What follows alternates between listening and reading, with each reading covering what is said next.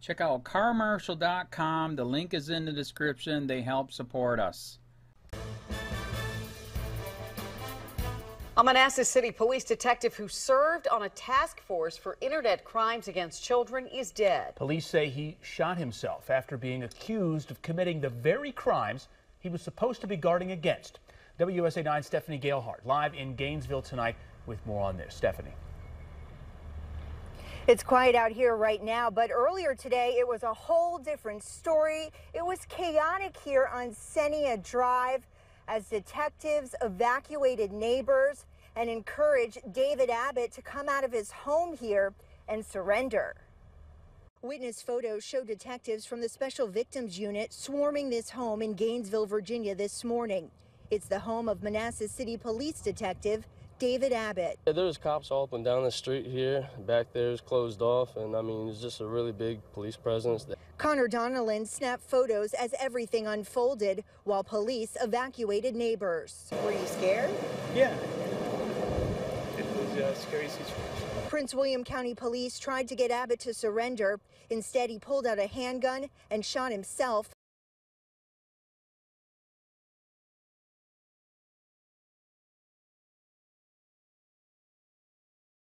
Served on the Northern Virginia, Washington, D.C. task force for internet crimes against children. The 39-year-old also coached a Prince William County hockey league. That's where investigators say he met both of his boy victims. In the most recent case, authorities say the inappropriate contact began 2 years ago when the boy was just 11 years old. Detectives say Abbott met the boy face to face. He even solicited sex acts through the phone, text, social media, and email. During this investigation, detectives say they discovered another victim, a 13-year-old boy. Authorities say Abbott had inappropriate communication with him starting in 2008. Abbott's neighbors are in disbelief. It's terrible to know that we have this in our neighborhood. That's disturbing. That's kind of sickening to me, really. We're learning tonight Abbott has been involved in several high-profile cases over the years.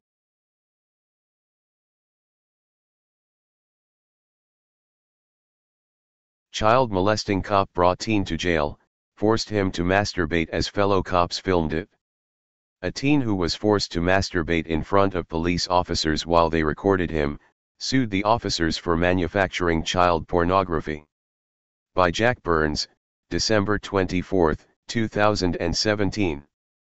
Alexandria, Virginia, a 17-year-old boy who was forced to masturbate in front of police officers after he was accused of taking nude photos of himself and sending them to his 15-year-old girlfriend, won a small victory in court, when he argued that by attempting to force him to recreate the photos, the officers were manufacturing child pornography. The United States Court of Appeals in the Fourth Circuit ruled in favor of Trace Sims, who is now 20.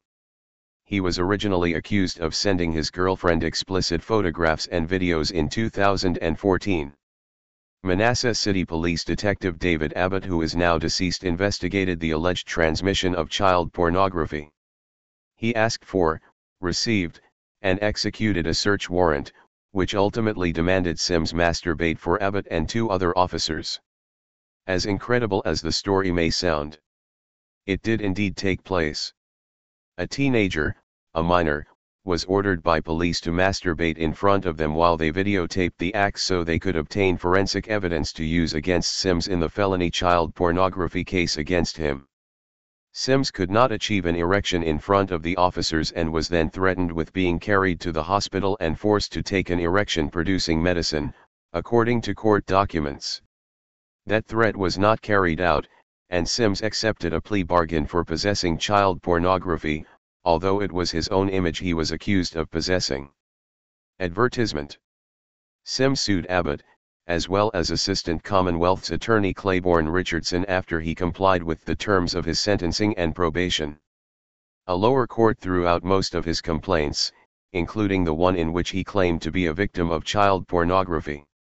Sims and his lawyers argued Abbott, in essence, created child pornography when he forced Sims, under duress, to masturbate in front of the cops while being recorded.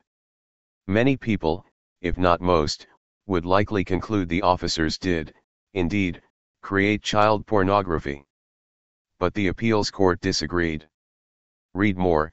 You're my favorite victim. Woman reports rape to NYPD, cops show up and sexually assault her.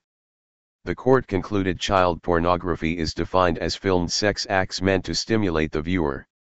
In the exercise of their duties in executing the search warrants, the court claimed that the officers were not watching and recording Sims masturbating, in order to stimulate themselves or others.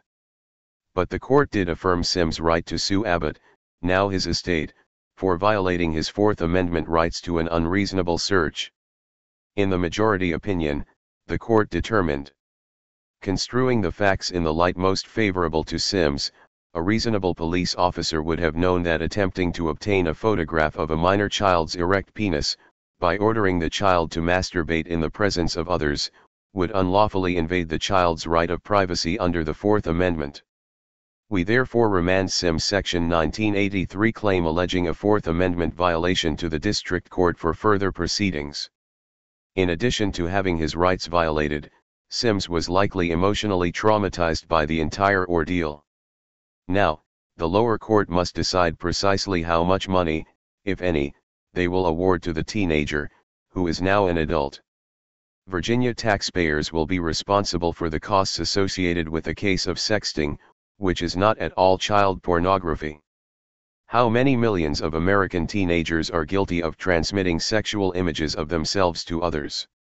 Under the law, in this age of the all-powerful police state, they are all felons.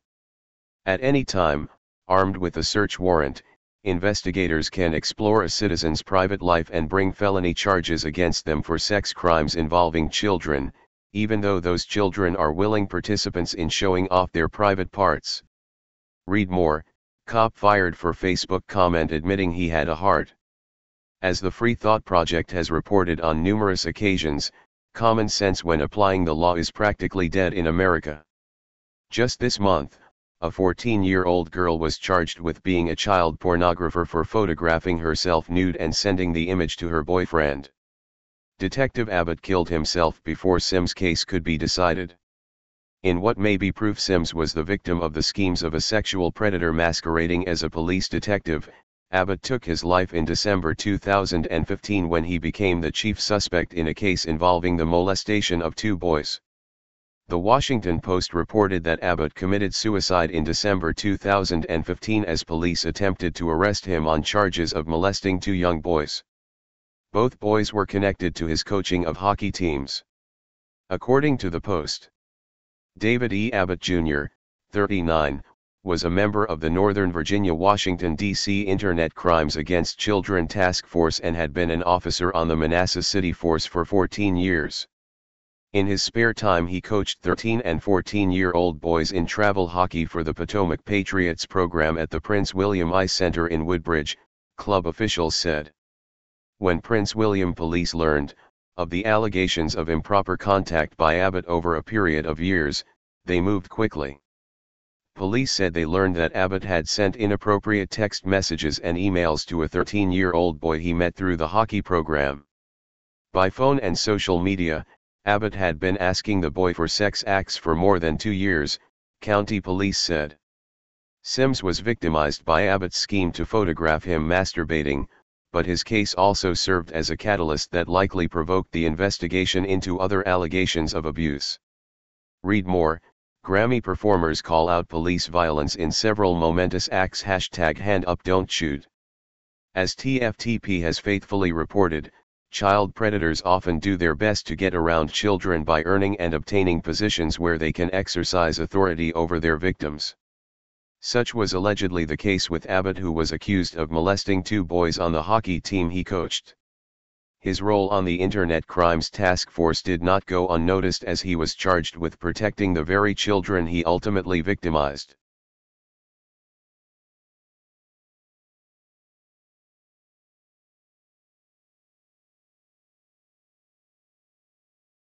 County, this is Charlotte County Cop Watch, and I wanted to explain what fair use is. You can use pieces of news articles if you're doing it for news reporting, you have commentary, and you're doing it for education purposes. So that's what fair use is. as you can see right here. Another reason why I wanted to make this video is to let you know I have just joined with Patreon. A nice thing with Patreon, I make no money on YouTube. They took the money away years ago, and so this is another way to give, and it's a nice thing too because you can give monthly.